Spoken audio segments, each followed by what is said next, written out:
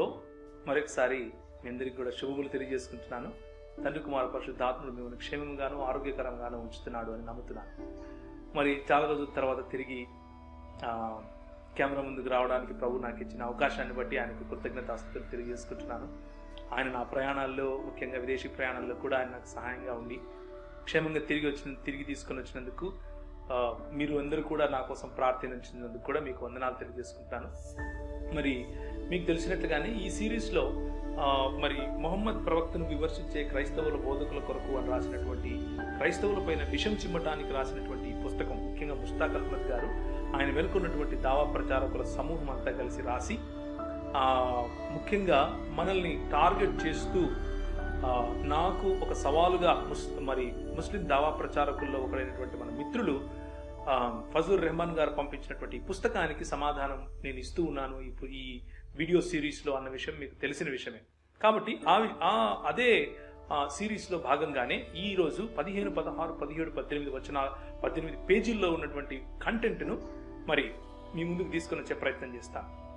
ఇందులో ఆదికాండం 16వ అధ్యాయం 11, 12 వచనాలను చూపిస్తూ వాళ్ళు ఏమంటున్నారు అంటే, ఇస్మాయేలు అడవిగాడిద వంటి వాడు అని బైబిల్ చెప్తా ఉంది. అది అలా చెబుతూ ముస్లింల మనోభావాలను దెబ్బతీయడానికే ఈ మాటలు మాట్లాడుతున్నారు. మరి క్రైస్తవులు ఇలా ఇస్మాయేలును కించపరచడం ద్వారా వారు మమ్మల్ని తక్కువ చూపు చూస్తున్నారు, చిన్న చూపు చూస్తున్నారు అన్నటువంటి ఉద్దేశాన్ని ఈ పుస్తకంలో మరి రచయిత రాస్తున్నట్లుగా మనకు కనిపిస్తా ఉంది. అంతేకాదు ఇదే రచయిత ఏమంటూ ఉన్నాడు అంటే, ఆయన మాత్రమే కాదు, యాకోబును పురుగు వంటి యాకోబు అని, బెన్యామీనును చీల్చినట్టు తోడేలు అని, త్రోవలో సర్పంగా ఉండేవాడిగా పిలువబడినటువంటి లేడిగా నఫ్తాలి అని, ఇలా యేసు ప్రభు కూడా సింహము వంటి వాడు అని బైబిల్ చెప్తా ఉంది. మరి ఇవన్నీ కూడా మృగాలే కదా అంటూ ప్రశ్నిస్తున్నారు. ఇక్కడ వీళ్ళు మిస్ అయినటువంటి లాజిక్ ఏమిటి అంటే, జాగ్రత్తగా మనం గమనించాల్సినటువంటి విషయము, ఇక్కడ ఆదికాండం 16వ అధ్యాయంలో ఏ ఇష్మాయేలు గురించి అయితే చెబుతున్నారో ఆ ఇష్మాయేలుకు ముస్లిములకు సంబంధం లేదు. మొట్టమొదటి విషయం. ఎందుకు అంటే Sahih Bukhari volume number 4 book number 60 ప్రకారంగా స్పష్టంగా ఉంది. ఏమని అంటే, అబ్రహాము విడిచిపెట్టినప్పుడు ఆ హాగరు మరియు ఇస్మాయేలు మీరు రాసుకున్నటువంటి కొన్ని వేల సంవత్సరాల తర్వాత ఇస్మాయేలుకు జరిగిపోయినటువంటి ఉదంతం జరిగిపోయిన కొన్ని వేల సంవత్సరాలకు మీరు రాసుకున్నటువంటి కళ్ళబొల్లి మీ హదీసుల్లో ఏమని రాసుకున్నారు అంటే, వాళ్ళిద్దరిని తీసుకుని వచ్చి జంజం అనేటటువంటి మక్కా ప్రాంతంలో విడిచిపెట్టినట్లుగా మీరు రాసుకున్నారు. కానీ ఆదికాండం 25వ అధ్యాయంలో అబ్రహాము కుమారుడైనటువంటి ఇస్మాయిల్ ఏ ప్రాంతంలో జీవించేవాడో స్పష్టంగా దేవుని వాక్యము మాకు చెబుతా ఉంది. కాబట్టి జంజం దగ్గర నివసించిన వాడు ఇస్మాయిలు కాదు, నంబర్ 1. అంత మాత్రమే కాదు, ఇదే Sahih Bukhari volume number 4 book number 60 తరువాత మీరు కనుక చూస్తే అందులో ఉన్నటువంటి నమోదు పొందుపరచబడినటువంటి మరి మీరు రాసుకున్నటువంటి మీ కళ్ళబొల్లి కథలో ఏమని ఉంటుందంటే, ఇస్మాయేలు అక్కడికి వచ్చినప్పుడు జంజం అనేటటువంటి నీటి బుగ్గ దగ్గర అక్కడ ఉన్నటువంటి కొన్ని చెట్లు పెరగటం, దాని చుట్టూ పక్షులు రావటం, అక్కడ దగ్గరలో ఉన్నటువంటి అరబీ భాష మాట్లాడే వాళ్ళు చూసి అక్కడికి వచ్చి, అమ్మ మేము కూడా ఇక్కడ ఉంటాము అని ఆమెను అడగటం, ఎవరిని? హాగరు ఉండండి అని పర్మిషన్ ఇవ్వటము.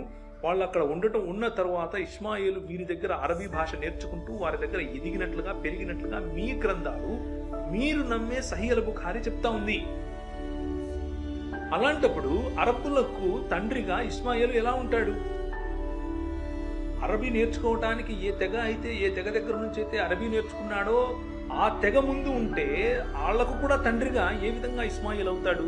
కామన్ సెన్స్, కొంచెం ఇంగితం ఉండి మాట్లాడాలి కదా. కాబట్టి అరబ్బులకు ఇస్మాయిలుకు ఏ సంబంధం లేదు.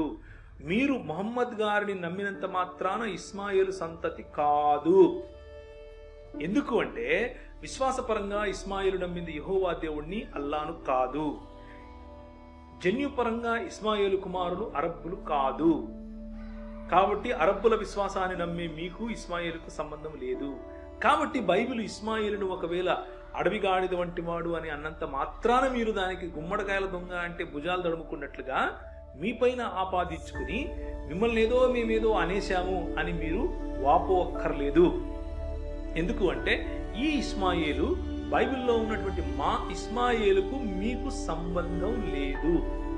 మీరు బైబిల్ యొక్క దృక్పథం క్రిందికి వస్తే అప్పుడు మీకు ఇస్మాయేలుకు సంబంధం ఉంటుంది, మాకున్నట్లుగానే. నిజానికి మా పితరుడు ఇస్మాయేలు, ఆయన అడవి గాడిద వంటి వాడు అని అంటే ఆయనను ఒకవేళ ఆయన వ్యక్తిత్వాన్ని అనుసరించే ప్రతి ఒక్కరు కూడా మరి దీన్ని ఏమాత్రము కూడా మరి మా మనోభావాలు దెబ్బతీసే స్టేట్మెంట్గా మేము చూడము. ఎందుకంటే దేవుడు మీరు రాసుకున్నట్లుగానే యాకోబును గాని బెన్యామీనును గాని స్వయంగా యేసు ప్రభువు కూడా తను తాను కోడితో పోల్చుకున్నటువంటి సందర్భాలు ఉన్నాయి. నేను కోడి తన రెక్కల కింద పిల్లలను దాచుకుని ఉన్నట్లుగా నేను మిమ్మల్ని దాచుకుంటున్నాను ఇశ్రాయేలు ప్రజలారా అని యేసు ప్రభువే చెప్పినటువంటి దాఖలాలు ఉన్నాయి. తండ్రి అయిన దేవుడు యెహోవా దేవుడు తను తాను గద్దతో పోల్చుకున్నట్లుగా గద్ద రెక్కల మీద మమ్మల్ని మోసుకొని వచ్చినట్లుగా ఇశ్రాయేలులు పాటలు పాడినటువంటి ఉదంతం బైబిల్లో ఉంది. లేగ దూడల్లాగా మమ్మల్ని పోల్చినటువంటి ఉదంతం ఉంది.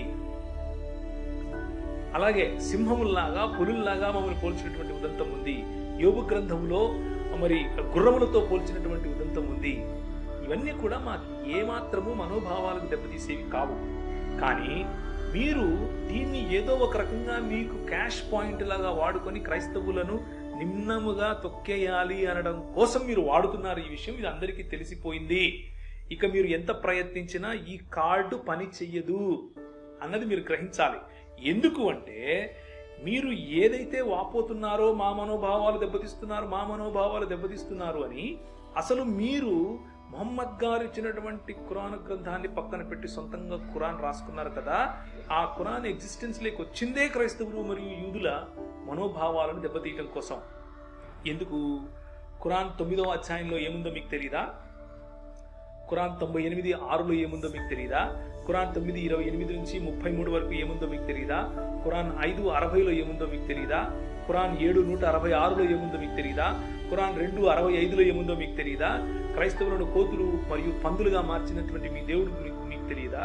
క్రైస్తవులను కోతులుగా మాట్లాడాడు. క్రైస్తవులు అతి నీచమైన సృష్టి అని క్రైస్తవులు అన్న పేరు పెట్టి చెప్పినటువంటి దేవుడు మీ దేవుడు. క్రైస్తవుడు అంటే నేను నా మనోభావాలు ఇప్పుడు దెబ్బతీస్తున్నారు మీరు. ఎందుకు? ఖురాన్ రాసుకోవడం కారణంగా. ఎందుకు?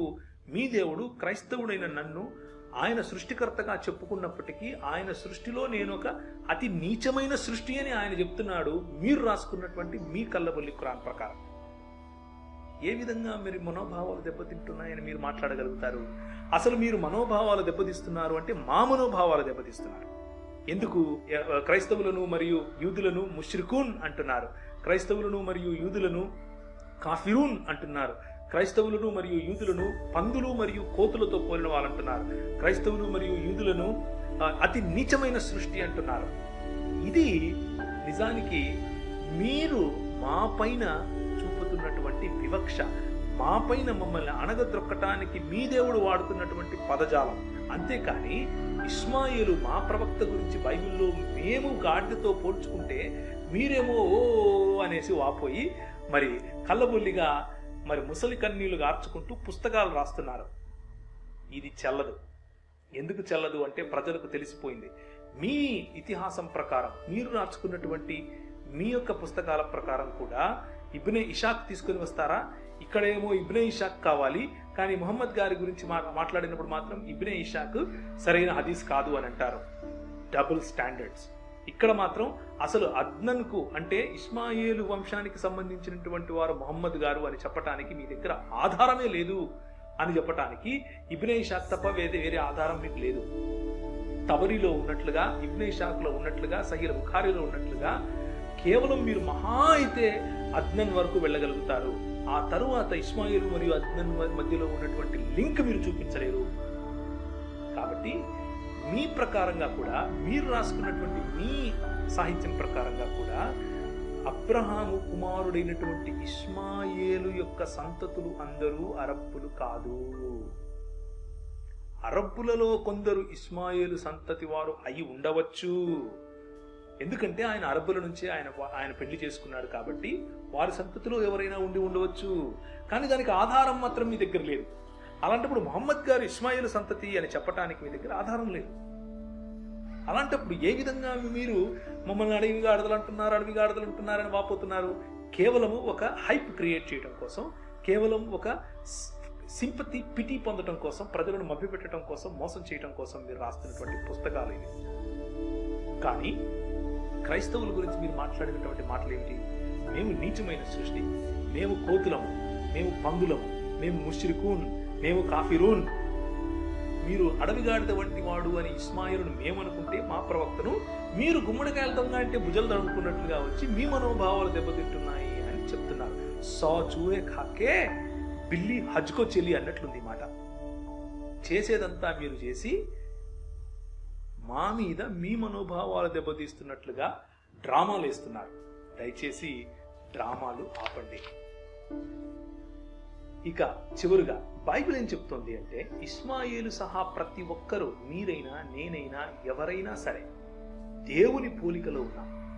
దేవుని పోలికలో ఆయన మనల్ని చేశాడు.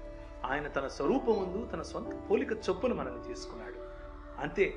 అయినప్పటికీ మనము దేవుని పోలికలో ఉన్నప్పటికీ దేవుడు స్వయంగా తను సృష్టించినటువంటి జంతువులలో ఉన్నటువంటి మంచితనంతో ఏ విధంగా పోల్చుకున్నాడో మనల్ని కూడా జంతువుల్లో ఉన్నటువంటి మంచితనంతో పోల్చాడు. గద్దలతో పోల్చాడు, కోళ్లతో పోల్చాడు, కొమ్ములతో పోల్చాడు, సింహాలతో పోల్చాడు, గాడిదలతో పోల్చాడు, గుర్రాలతో పోల్చాడు. ఎందుకు? కానీ మీ దేవుడైనటువంటి మీ అల్లాహ్, మీరు రాసుకున్నటువంటి మీ గ్రంథం ఏం చెప్తుంది అంటే, అల్లాహ్ సృష్టించినటువంటి సృష్టిలో కొన్ని ఉత్తమమైన సృష్టి ఉంటాయి, కొన్ని నీచమైన సృష్టి ఉంటాయి. మేము నీచమైన సృష్టి మీ దృక్పథంలో, ఖురాన్ చెప్పే దృక్పథంలో. కాబట్టి మోసపూరితమైన మాటలు మాట్లాడకుండా, ప్రజలను మభ్యపెట్టే మాటలు మాట్లాడకుండా ఇకనైనా సరే నిజమైన మాటలు మాట్లాడండి. చూస్తున్నటువంటి వీక్షకులు, ముఖ్యంగా క్రైస్తవులు మరియు ముస్లిం సహోదరులకు నేను చెప్పే ఒక విషయం ఏమిటి అంటే, క్రైస్తవులకు ముస్లింల పట్ల ద్వేషం లేదు. క్రైస్తవులు మొహమ్మద్ గారిని ద్వేషించరు. క్రైస్తవ దృక్పథంలో మొహమ్మద్ గారు నిజమైన ప్రవక్త అయి ఉండవచ్చు. ఆయన తప్పకుండా యేసు ప్రభువునే ప్రకటించి ఉండవచ్చు. కానీ ఈ కల్లబుల్లి మాటలు చెప్పే ఇస్లామీ దావా ప్రచారకులు, చరిత్రకారులు ఆయన యొక్క వర్చస్సును, ఆయనకున్నటువంటి మంచి సుగుణాలతో ఉన్నటువంటి ఆయన చరిత్రను కూడా తిరగరాసి కల్లబుల్లి మాటలతో, ఇలాంటి అబద్ధ మాటలతో పుస్తకాలను నింపేసి ఆయనను హైజాక్ చేశారు. ముందు ఇస్మాయిల్ను హైజాక్ చేశారు, ఆ తర్వాత మొహమ్మద్ గారిని కూడా హైజాక్ చేశారు. వాళ్ళిద్దరికి సంబంధం లేకపోయినా సంబంధం అంటగడుతున్నారు. కేవలము బైబిల్ను హైజాక్ చేసి బైబిల్ను నమ్మే క్రైస్తవులను ఇస్లాం వైపు గుంజుకుని వెళ్ళాలని, ఏ ఇస్లాం వీరు ప్రకటించే దొంగ ఇస్లాం వైపు తీసుకుని వెళ్ళాలి అన్నది వీళ్ళ కుతంత్రం. కాబట్టి జాగ్రత్త. క్రైస్తవ యువత మేలుకొని బైబిల్ను చదివి బైబిల్లో ఉన్నటువంటి సత్యాన్ని అర్థం చేసుకుంటారని నమ్ముతున్నాను. చూస్తున్నటువంటి మిమ్మల్ని అందరినీ కూడా ప్రభువైన యేసుక్రీస్తు ఆరోగ్యంగాను సుభిక్షంగాను ఉంచాలి అని మనవి చేసుకుంటున్నాను. మరి నవంబర్ 11వ తారీఖు మనకు హైదరాబాద్లో అప్లైడ్ అపాలజెటిక్స్ అనేటటువంటి ఒక మీటింగ్ జరగబోతా ఉంది. అందులో జెర్రీ థామస్, నేను మరియు ఇంకొంతమంది మంచి దేవుని సందేశం ఇవ్వటానికి, అలాగే సామాజిక స్పృహను ఇవ్వటానికి మీ ముందుకు రాబోతున్నాం. తప్పకుండా మీరు రావాలి అని మనవి చేసుకుంటున్నాను. స్క్రీన్ పైన కనిపించే నంబర్లకు కనుక మీరు ఫోన్ చేసినట్లయితే మీరు ఎక్కడ ఏమిటి అన్నటువంటి ఆచూకీ మీకు తెలియపరచబడుతుంది. తప్పకుండా మీరు వస్తారని నమ్ముతున్నాను. మనందరం కలిసి ప్రభువును మహింపరచడానికి తెలుగు రాష్ట్రాల్లో క్రైస్తవులు ఏ విధంగా బలపడగలం, ఏ విధంగా మన యొక్క విశ్వాసంలో ముందుకెళ్లగలం అన్న విషయాన్ని మనం చూసుకోబోతున్నాం. ప్రభు మిమ్మల్ని అందరినీ దీవించును గాక.